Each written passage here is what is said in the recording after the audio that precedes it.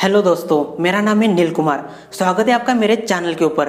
आज के वीडियो में हम बात करेंगे इतिहास के बारे में कुछ ऐसे फैक्ट्स जो आपने शायद ही सुने होंगे। तो सबसे पहले बात करते हैं 14वीं सदी के खोजकर्ता क्रिस्तोफर कोलंबस के बारे में।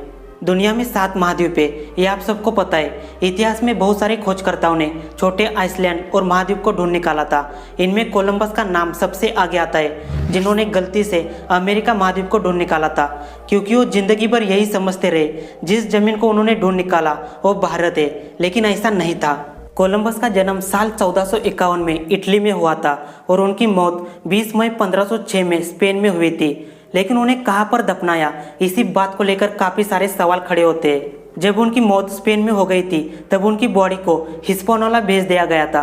हिस्पानियोला 14वीं सदी का सबसे बड़ा आइसलैंड था, जो आज की कंडीशन में 2 देशों में बढ़ चुका है। रिपब्लिक ऑफ हैती, जो कि कैरिबियन का एक छोटा सा देश है, और डोमिनिकन रिपब्लिक, ये भी कैरिबियन आइसलैंड समूह का एक छोटा सा देश है।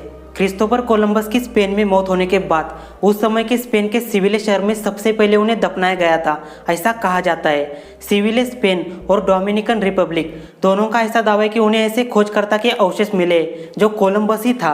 असल स्टोरी क्या है? साल 1527 में उनकी हड्डियों को स्पेन के सिविली शहर से डोमिनिकन रिपब्लिक देश में भेजा गया था।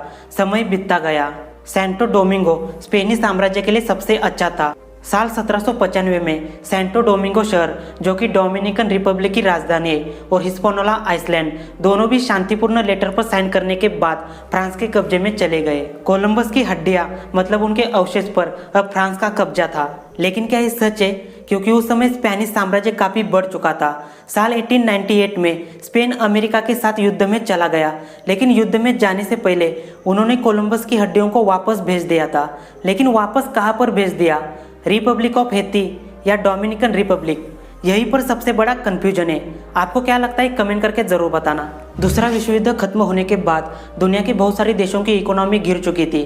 साल 1978 में सोवियत खोजकर्ताओं ने साइबेरिया में कुछ ऐसे लोगों को ढूंढ निकाला जो घने जंगल में रहते थे। अजीब बात है कि साल 1936 से 1978 तक, मतलब 42 सालों तक, इन लोगों ने बाहरी दुनिया नहीं देखी थी। मतलब बाहरी लोगों के साथ इनका कोई भी कनेक्शन या कॉन्टैक्ट नहीं था।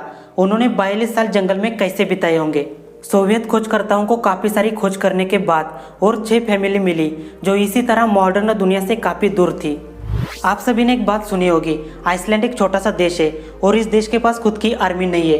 दुनिया के हर देश के पास आर्मी होती है। दुश्मन देशों के हमले रोकने के लिए या उनके ऊपर पलटवार करने के लिए आर्मी की ज़रूरत है। आइसलैंड देश के पास स्टैंडिंग आर्मी नहीं है तो क्या हुआ? और भी बहुत सारी चीज़ें हैं, जैसे कि military expeditionary peacekeeping force, air defence system, extensive militarize coast guard, police service और टैक्टिकल पुलिस फोर्स। आप इस बात से अंदाज़ा लगा सकते हो, अमेरिका हर साल खुद की आर्मी पर $700 बिलियन से भी ज़्यादा खर्चा करती है।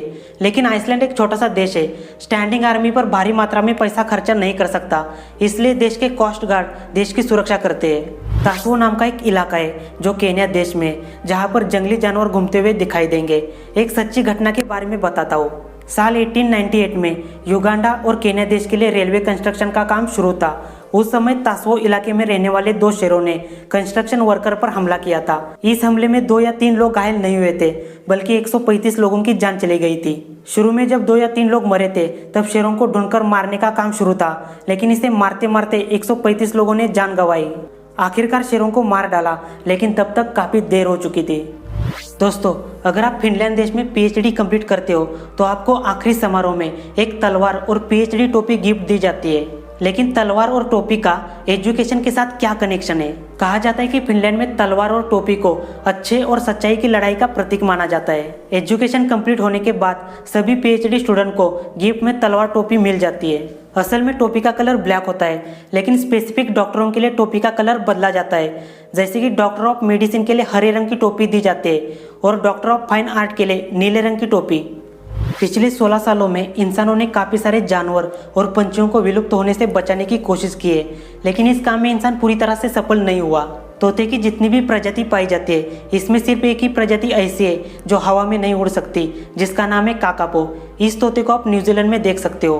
तोता विलुप्त होने की कगार पर था। न्यूजीलैंड में सिर्फ 150 तोते जिंदा बचे थे, लेकिन इंसानों ने इसे विलुप्त होने से बचाया। इनकी आबादी हर साल बढ़ती हुई दिखाई देती है।